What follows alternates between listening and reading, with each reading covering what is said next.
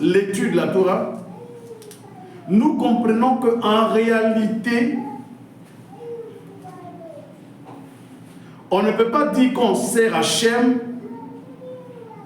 si celui avec qui tu es, tu ne peux pas avoir de l'égard, de la considération, du respect, si tu ne peux pas l'inclure dans ton adoration, s'il n'est pas pour toi une source d'adoration, pour qu'en te voyant dans tout ce que tu fais, cela puisse l'amener à Hachem.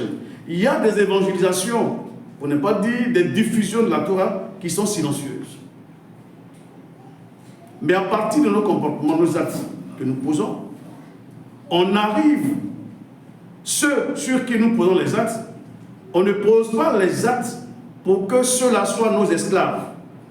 Sans cela que ce message du jardin, on doit s'en inspirer et construire une communauté au travers de laquelle même les plus défavorisés doivent avoir leur place. Amen. Même les plus défavorisés. Parce que même quand on est riche, on ne dira pas qu'on est riche sans qu'on ne voit pas notre richesse à l'égard de l'autre.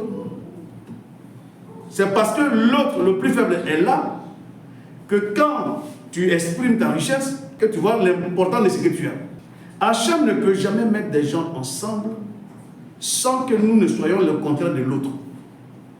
Parce que dans le contraire que nous sommes, la Torah nous vient, elle vient juste pour nous amener à partir d'elle à nous harmoniser et à nous comprendre. Parce que humainement, on ne peut pas comprendre l'autre. Il n'y a que la seule Torah qui est donc l'élément qui nous dit voici ton rôle à jouer, voici ce que tu dois faire. Et lorsque tu comprends cela, devant cette situation, tu ne peux plus réagir parce que Dieu te dit que pour que tu sois bien, il faut agir en faveur de l'autre. Même l'esclave et le maître. Le maître n'est rien sans l'esclave. Et l'esclave n'est rien sans le maître.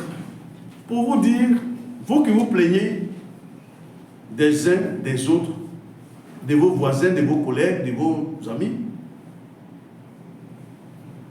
c'est parce que vous n'avez pas encore compris la teneur et la profondeur de la Torah qu'on peut se plaindre des autres.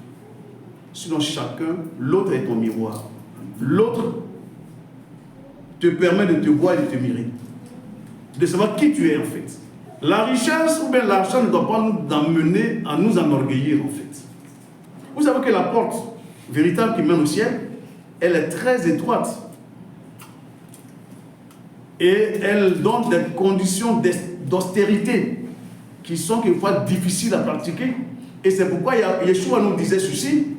Il est plus facile à un chameau de passer par le trou d'une aiguille